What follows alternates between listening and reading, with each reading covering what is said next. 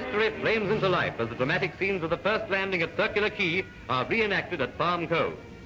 In the shadow of a modern city, a replica of His Majesty's ship Supply rides at anchor, where the real Supply was hove to on January the 26th, 1788.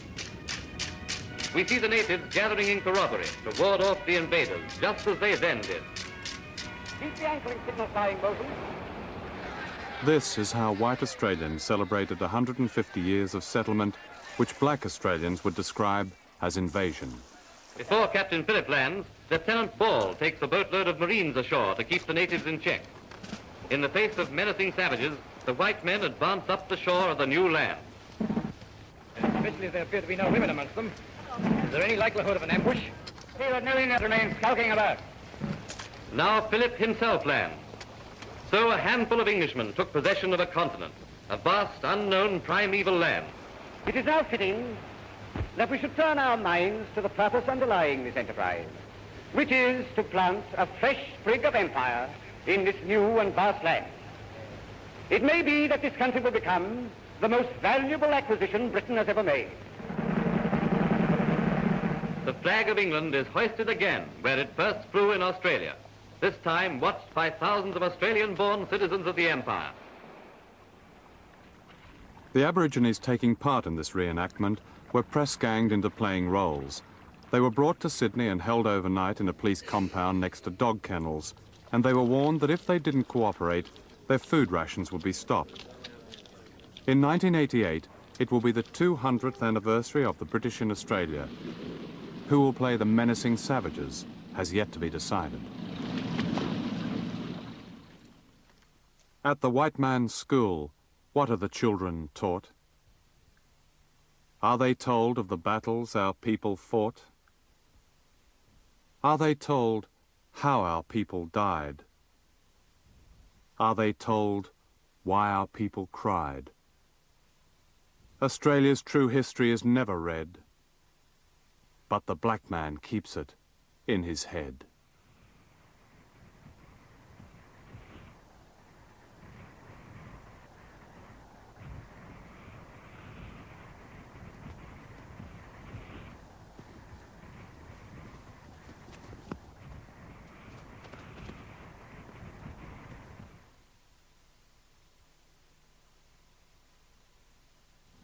The greatest island on Earth, Australia, is a secret country with a secret history. Now that may sound strange because Australia has always projected a very clear image of an open and fortunate society. And yet there are few countries in which an historical conspiracy of silence has been so complete as here in Australia.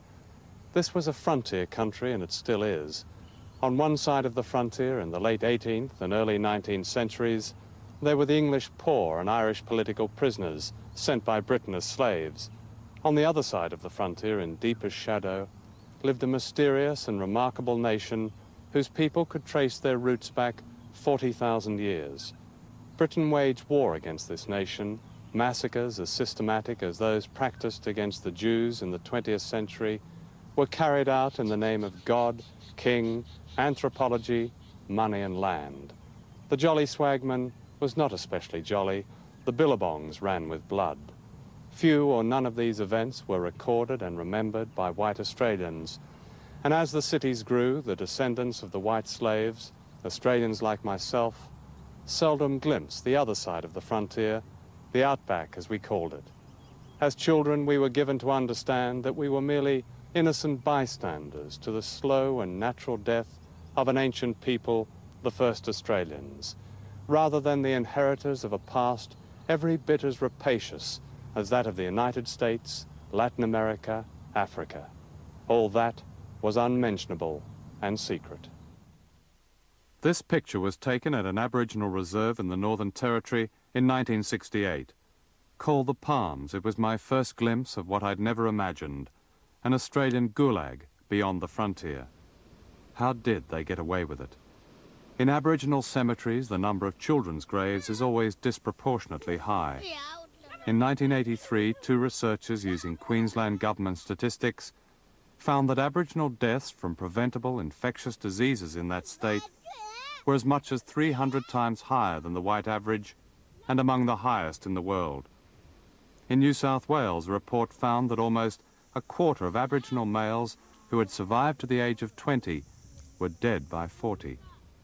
These are third world statistics.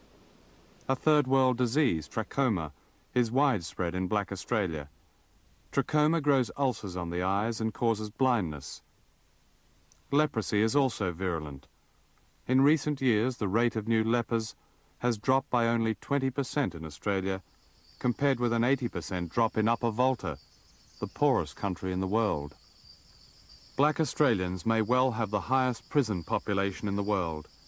Convictions related to homelessness, alcoholism, and unemployment have meant, in effect, that to be black is a crime.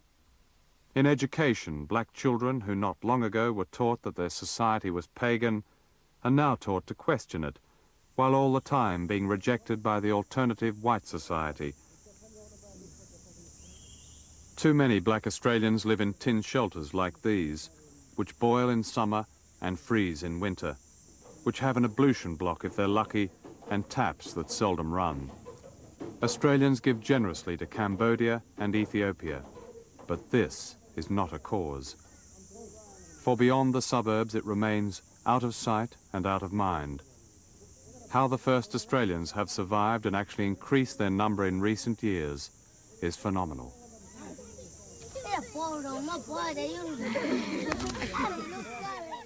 All those can never kill the Aboriginal spirit. It can. Man has done terrible things to the Aboriginal man, the physical part of us. It has caused everything you've said it has. The degradation has been there, but that's just a reflection on the European white ways, not the Aboriginal spirit. The Aboriginal spirit is a shining, pure spirit which still is part of this. I think it is our greatest victory that we have hung on to our humanity. I think it is not true that we have been dehumanised in the way that so many other peoples of the world have been dehumanised by decolonisation. And in fact, it frustrates many of our white sympathisers that Aboriginal people are still so kind and prepared to accept white people on their own terms.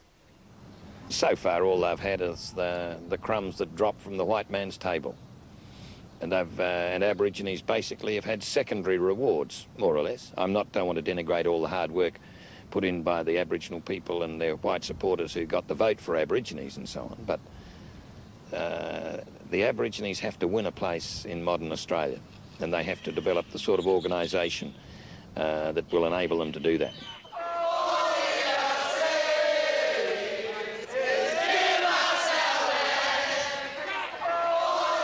In the past 15 years, extraordinary changes have begun to happen in Australia. The nation on the other side of the frontier has risen from its deathbed and has begun to fight back.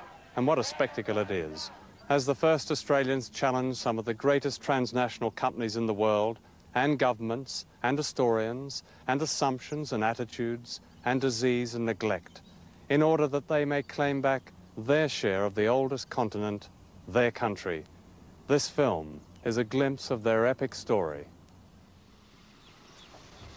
When Captain Cook landed here in Botany Bay, he was under orders not to raise the Union Jack without the consent of the inhabitants of Australia. But Cook and Captain Arthur Phillip, who followed with the first fleet of convicts, both disobeyed these instructions. And what followed was one of the darkest and least known periods in the history of Britain's empire.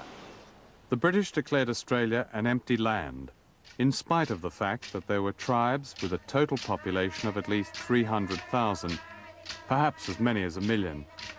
No one knew exactly, because the first Australians were not counted as human beings.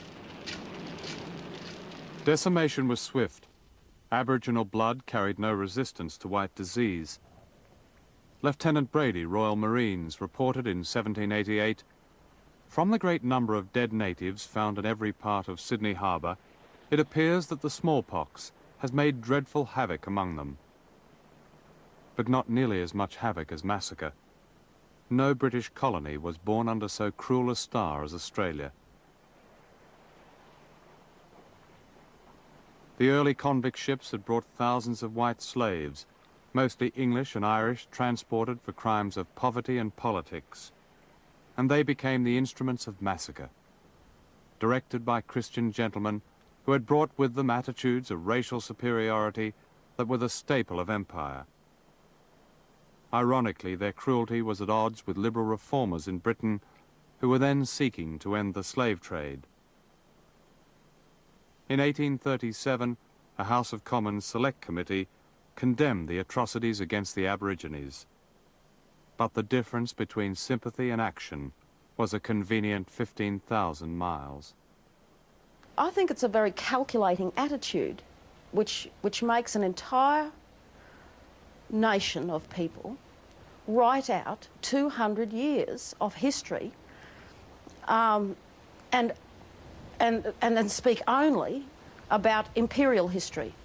They speak about the pioneers, the brave white pioneers, the brave women who settled the country, as if we didn't ever exist. And all of that history is based also on the legal fiction which established for them that they legitimately owned this country. They call it terra nullius, in other words, empty continent. The law says that we did not exist in 1788. Therefore, the continent was empty, uninhabited wasteland, and therefore the British had a right to occupy it.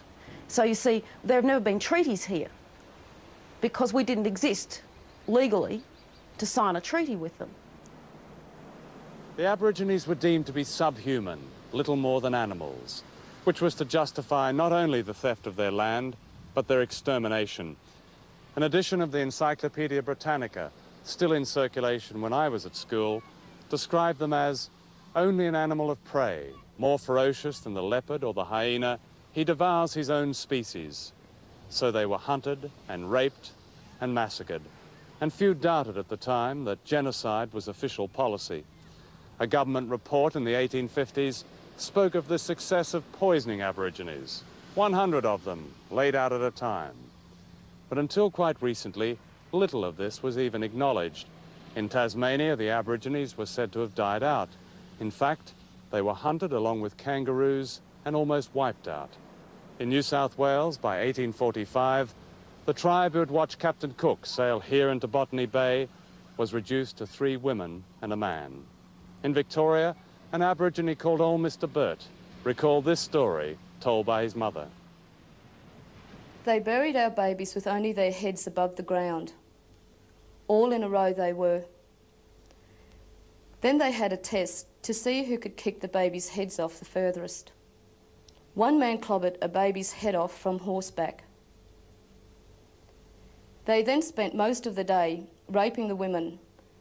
Most of them were then tortured to death by sticking sharp things like spears up their vaginas until they died. They tied the men's hands behind their backs, then cut off their penis and testicles, and watched them run around screaming until they died. One of the most enduring myths about the Aborigines is that they did not fight back. In fact, a war of resistance lasted more than a century, some of it here on the banks of the Hawkesbury River, north of Sydney. During the 1930s, my father built a cottage here, on the beach at an Aboriginal place called Patonga. I think we knew that somebody had lived at Patonga at some time, but no one talked about it. In fact, an entire nation had lived here on and off for thousands of years.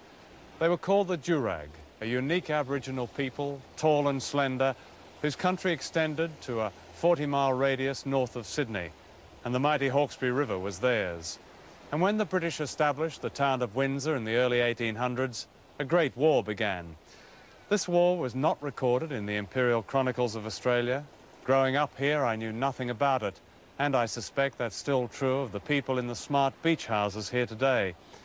And yet the Jurag inflicted on the British a casualty rate greater than that sustained by the Australian Armed Forces during all of World War II.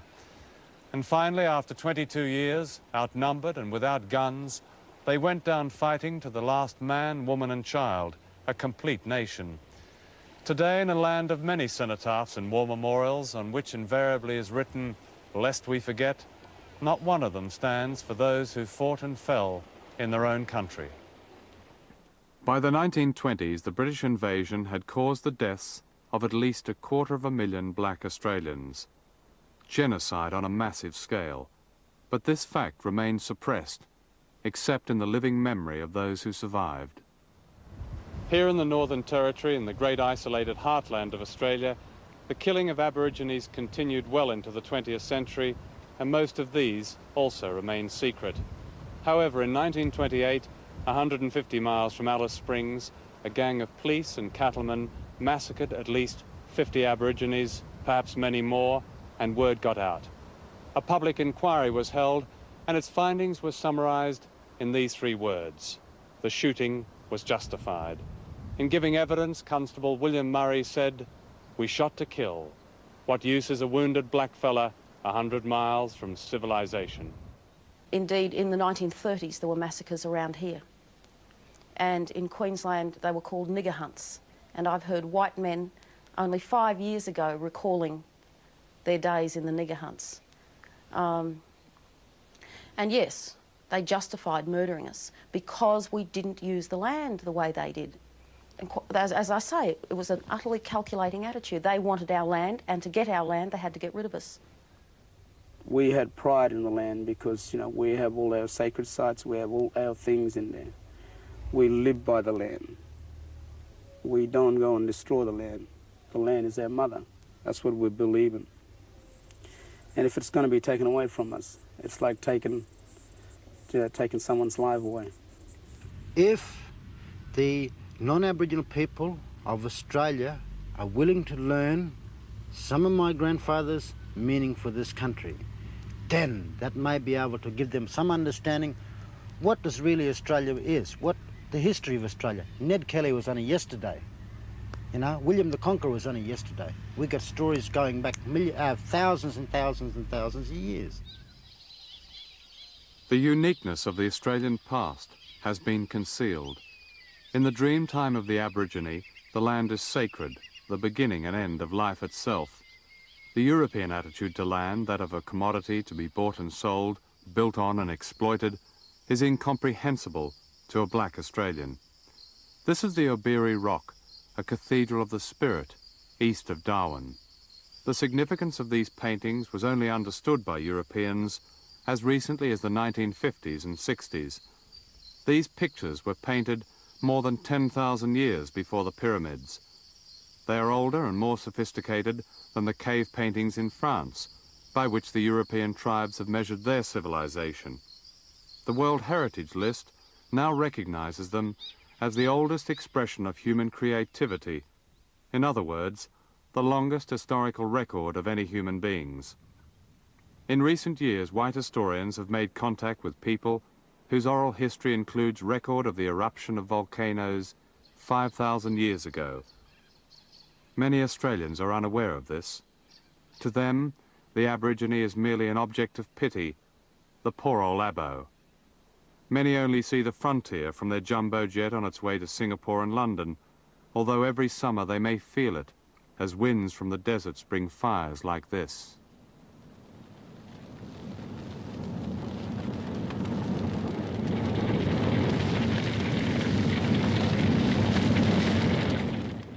These fires are unpredictable. They devastate the rural landscape and they reach into corners of gentility and incinerate without argument. Perhaps these fires, like the great droughts and floods, are reminders of the true nature of a country in which the majority of people may only be interlopers.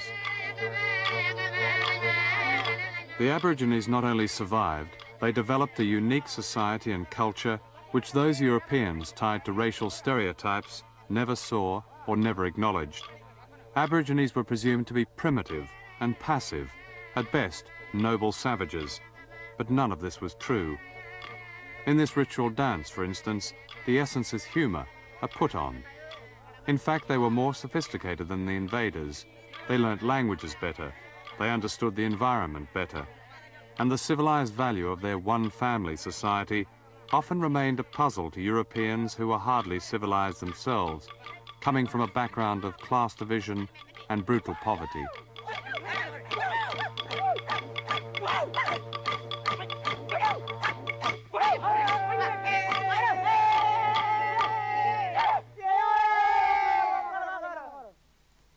one European observer wrote that generosity seems so fundamental to the blacks that they have no word for thank you, nor did they have any concept of the extremes of wealth and poverty, nor were they able to fathom the invaders' idea of equality, that of freedoms negotiated between elites. The native Australians, wrote a colonial official in 1841, are a nation owning no chief, literally a pure democracy. A Victorian clergyman wrote, the Aborigines don't seem to understand exalted rank. In fact, it's difficult to get into a blackfellow's head that one man is higher than another. In 1965, the non-people revolted. A young Aborigine called Charlie Perkins led both blacks and white students on freedom rides into the outback. The idea had come from the freedom rides into the segregated southern states of America in the early 60s, and this town, Moree, New South Wales, might well have been Selma, Alabama. Life was divided racially at almost every level.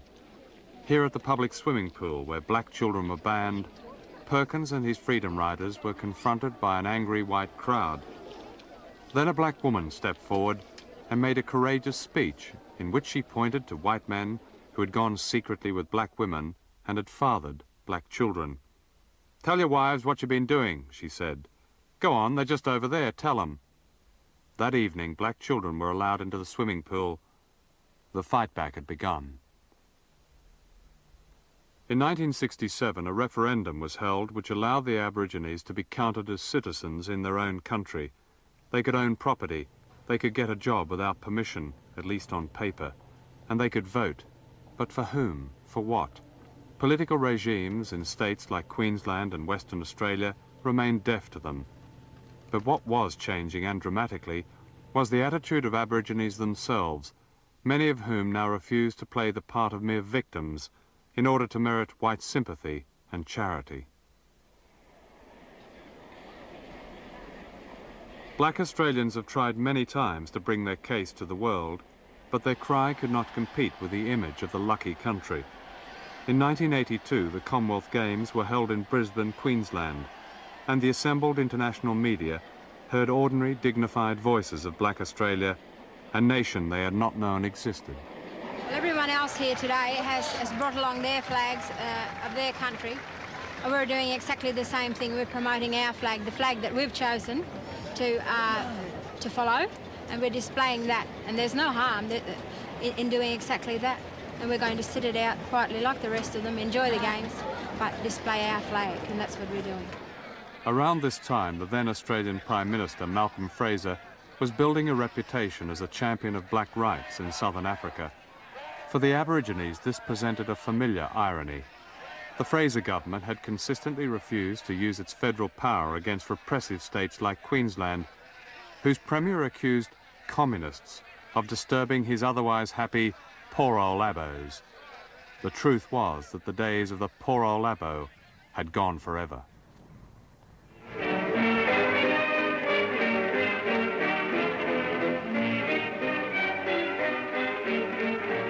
I am calling a corroboree of all the natives of New South Wales to send a petition to the King in an endeavour to improve our condition.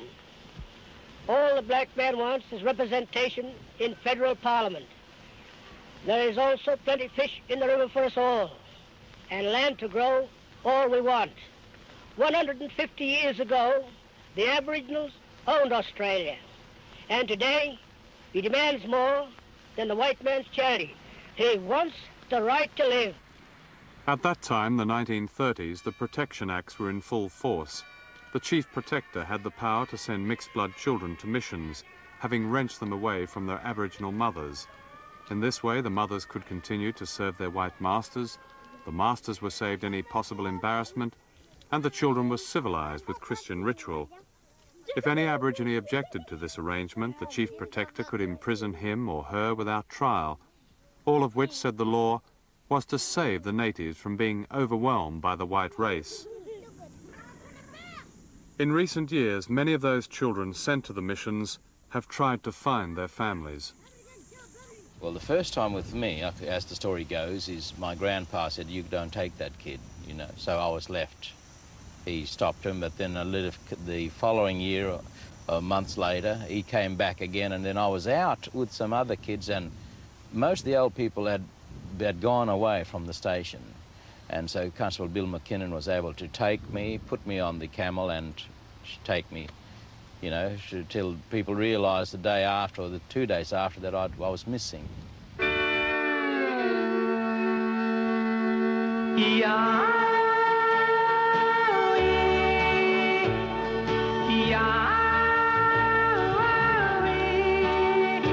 My brown skin baby, they take him away.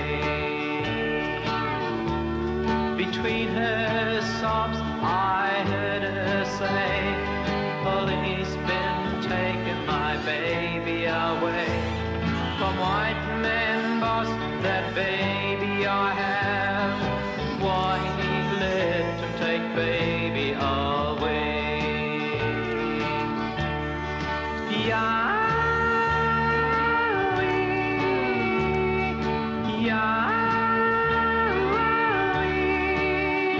My brown skin baby, they take him away. I got European blood in me.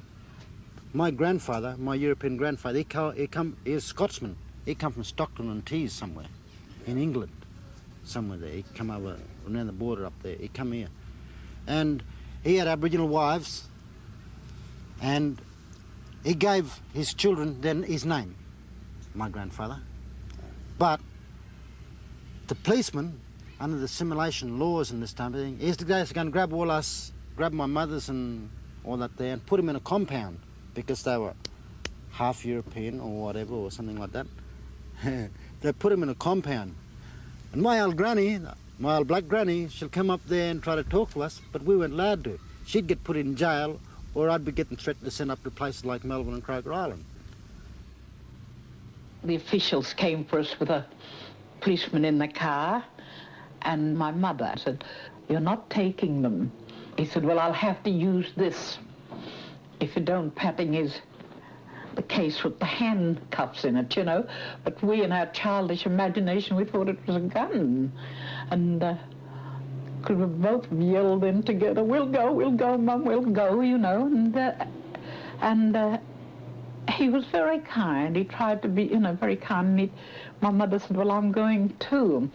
And he still had her apron on, and went 25 miles to Deniliquin, and we weren't there very long when the car took us then to Finley and on the train to Cootamundra. That's a train. Well, I heard years later how my mother cried and cried, and she went out. She had nowhere to go, and she went out into the bush, and my old aunt and them who were told them as they were coming past a certain point right out on the outskirts of Deniliquin, they heard us moaning like an animal, you know, and they stopped the buggy and went over to see, and they discovered that it was my mother lying under this tree and in the tall grass, crying. She couldn't moaning, she couldn't cry anymore, you know, and they had to care for her and look after her. But we were already on our own, the way, or might have been in Cootamundra by then, you know, by train. But I often wonder how many other children were taken like that, just like animals, because our hearts were absolutely broken.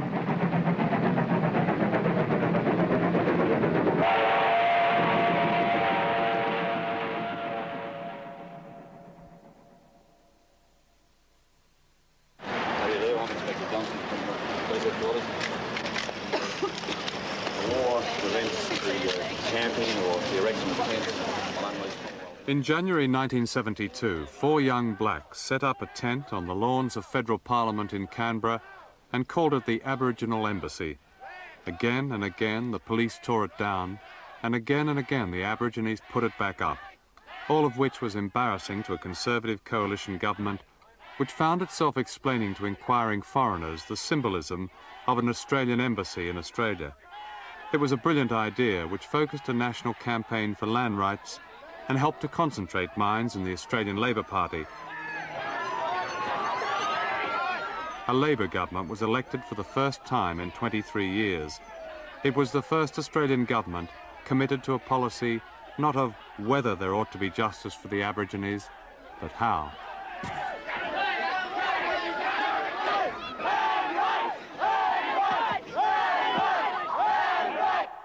Prime Minister Gough Whitlam set up a commission which laid down principles for land rights legislation, in effect, the beginning of real self-determination. One of Whitlam's last political acts was to go to the land of the Gurindji people and become the first white leader to give back a piece of Australia to the first Australians. Viewed against the nightmare that had gone before, the Aboriginal renaissance that unfolded during the 1970s was extraordinary. These are but a few who became public names. Pat O'Shane, first Aboriginal woman barrister, first head of a government department. Charlie Perkins, freedom rider, now head of the Department of Aboriginal Affairs.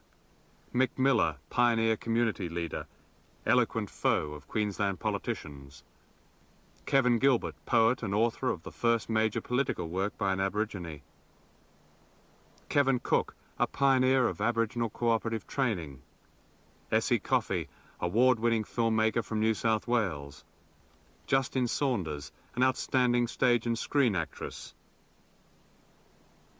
Marweel Yantalaway, celebrated star of many feature films. David Gulpilil, film actor and dancer extraordinary.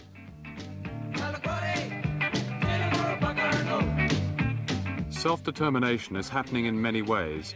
This is Central Australia Aboriginal Media, the first radio network to be run by and for Aborigines in their own languages. At the beginning, they couldn't believe that it was happening. I'd seen people cry when we first showed them how to find our radio, our station on the dial.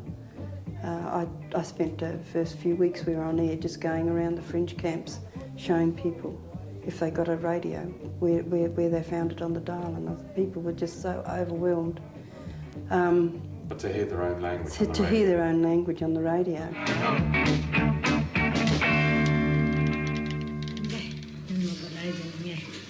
Well, good afternoon, time is 7 minutes past 1. In 1986, a new television satellite will beam all the great milestones of Western civilization to the outback. Dallas, This Is Your Life, Sale of the Century.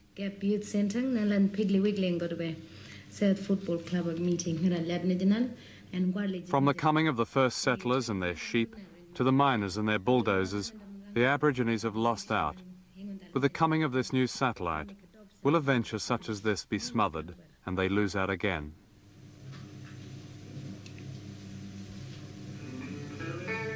He didn't line it up properly.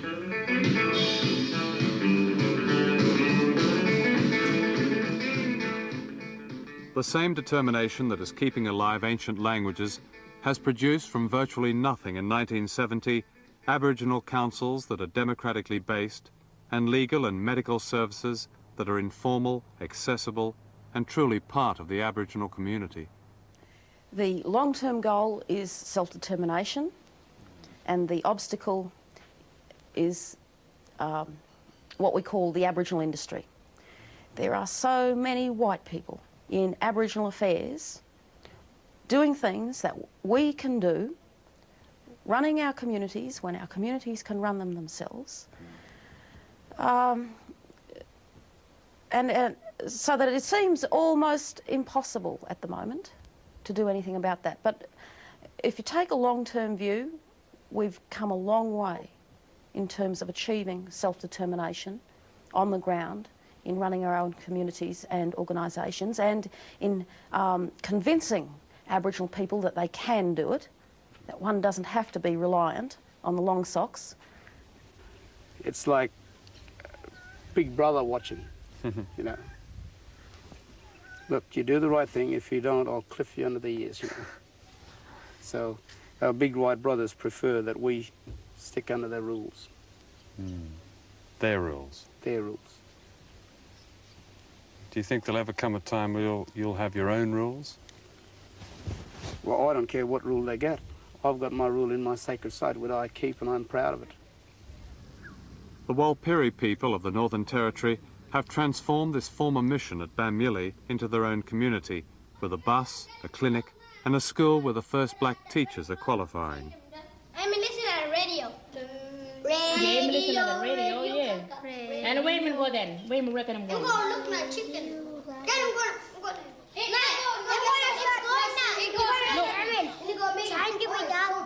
Well, he allowed his picture here. What him doing?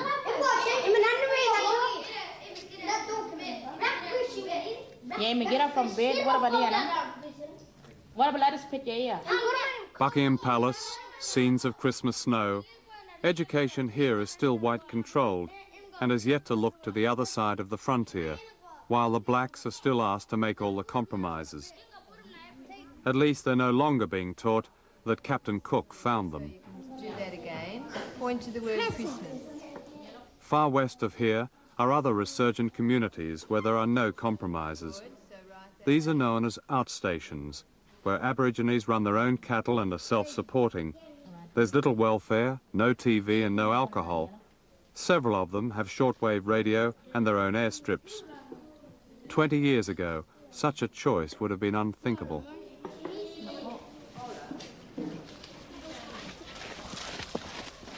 At Yipperinya School near Alice Springs, the children of people who were once forced off their land by squatter farmers are taught their origins, such as the gathering of traditional food known as bush tucker, kangaroo, witchetty grub, wild onions.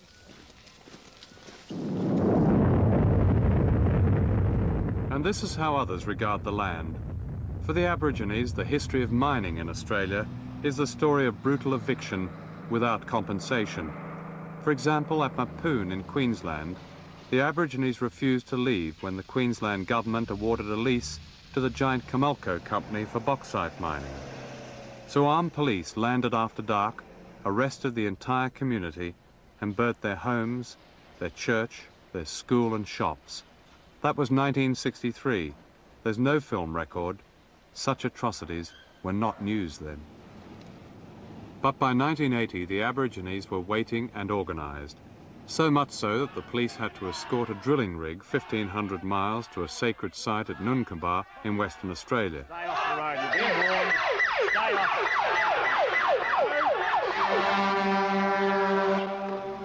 What was significant about this was the white popular support for the Aborigines, which raises a universal question. Is it possible for the haves to restore to the have-nots an honoured place in their nation's history? What is tantalising about these events in Australia is that the answer to that question is not predetermined, not yet, and that there still seems a possibility for reconciliation between people of the first and third worlds sharing one country. In some respects, Australia denies itself sovereignty, for it's the most foreign-owned of any developed country. So what does land rights really mean? Who really owns Australia? This is freehold land owned by most ordinary Australians. That is the 90% who live in suburban towns and cities. And this is land leased by the pastoralists, many of them large foreign companies, and farmers whose forebears squatted on land in the 19th century. These are national parks where the wildlife can only be shot with a camera. And this is vacant Crown land, nothing to do with the royal family. It's land owned by the state and federal governments. And this is the land that the Aborigines have won back, as a result of limited legislation in the 1970s. Most of it is barren desert, the kind of land whites don't want. Unless, of course, there's something rich underneath it. We've got wastelands, wetlands, all swamps and all this type of business. And also, we own the Great Simpson Desert. We own the Stony Desert over here. We own only deserts and wastes and wetlands. That's all we own. Yeah. And also, in South Australia, we own a place, what they call Maralinga lands. Now, the infamous Maralinga. You know, that's all polluted with plutonium and all the byproducts of uranium.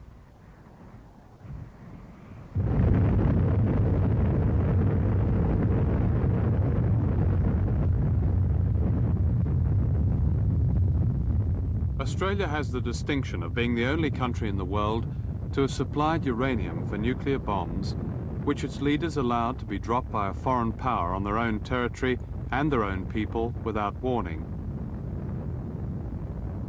In the 1940s, the British were looking for somewhere to explode their new nuclear weapons. The central and western deserts of Australia were said to be ideal. Dr. Keith Locum, director of the Australian Radiation Laboratory, said, "There was the view in the back of everybody's mind that the land was unoccupied and likely to remain so. This view ignored the fact that an entire Aboriginal nation had lived on the land since before the arrival of Captain Cook. British history was conveniently repeating itself. More than 160 years earlier, all of Australia had been declared an empty land. At Maralinga and Emu Junction, between 1952 and 57, 9 nuclear bombs were exploded. Yami Lester was 12 at the time. His people received no warning. This was early in the morning. I was up playing. It might have been around about 7. Sun was coming up, and it was a warm morning. And we heard this bang, and old people saying something, and when I heard the bang, and I just went on playing with other kids there. The black smoke come over, and I thought it was dust storm, but it was too quiet for dust storm. And that just rolling above the trees, then pass over, and then after that, I don't know how many days after, but most of the people were sick, and we all got skin rash and diarrhea and sore eyes and red eyes, and you couldn't open it, and or you opened it and it was hurting, and tears and that, all that. And I believe that some people died because of we didn't have any proper treatment. There's no white doctors or white nurses there. That's happened, I think, 1953. Then 57, I went blind then. In Britain and Australia, a propaganda campaign was mounted to justify the tests. This was the news of the world in May 1957. Tests will harm no one. In the Daily Express, Chapman Pincher wondered who were the real opponents of Britain's harmless bomb tests. Could it be those who hate or envy the British? Could it be Jap business tycoons who are using underhand methods to beat Britain in the export markets? For many years, the Aboriginal people tried to tell the world what had really happened in Australia, but few listened. It was only when British and Australian servicemen who had worked on the tests began to suffer and die from cancers that the full horror of the bombs began to emerge. Finally, in 1984, the Australian government agreed to a Royal Commission.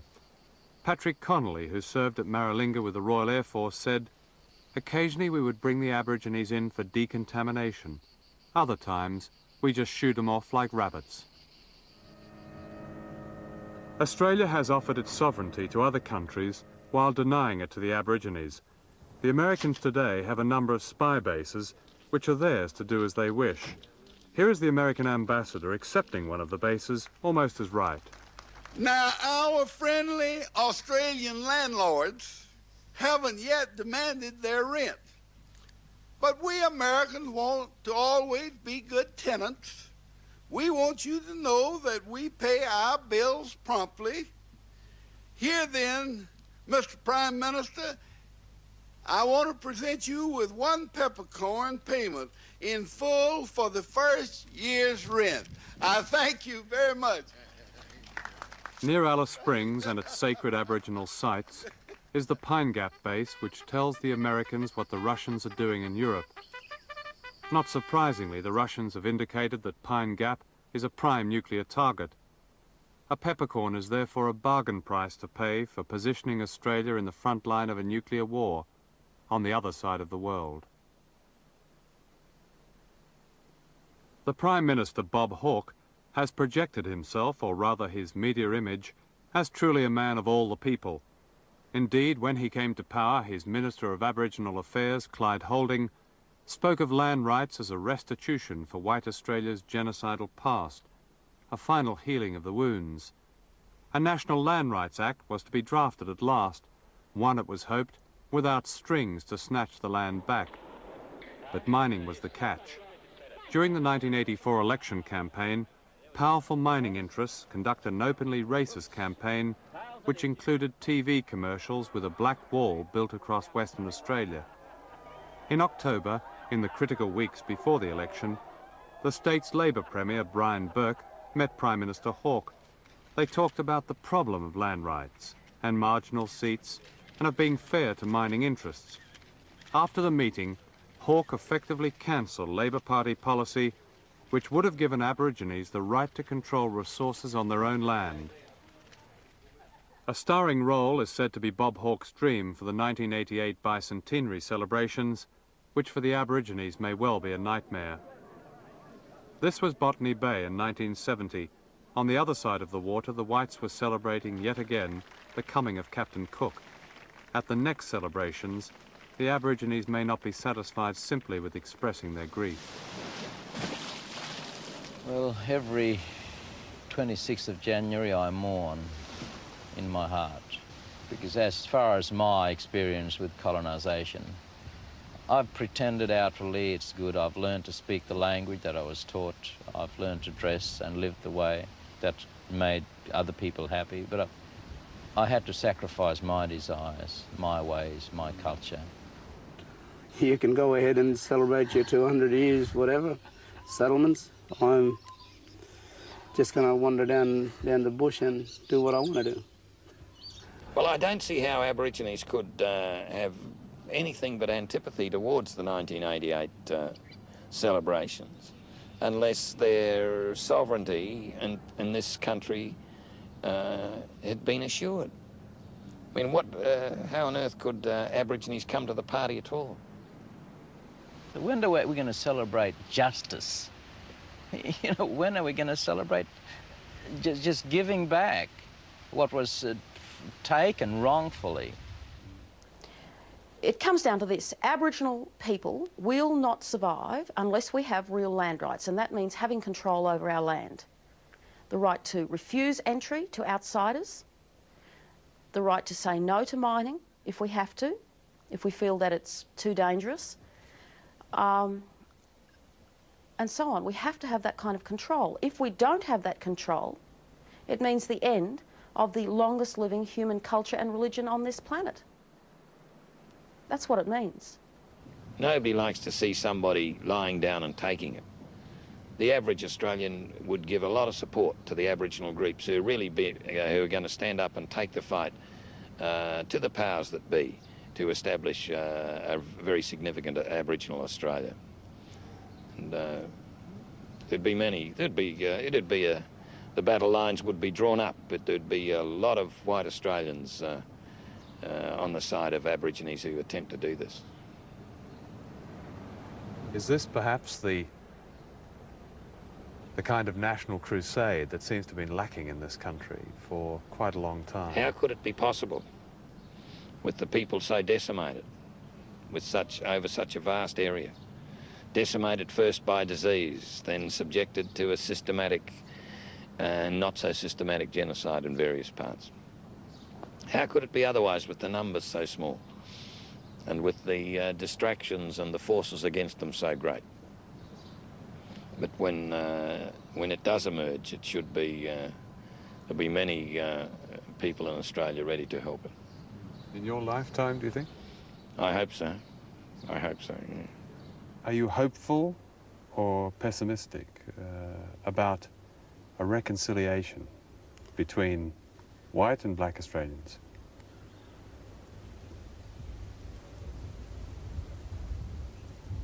I can't comment on that at the moment. You're not sure? Not sure. Mm. Otherwise I'd be telling you lies.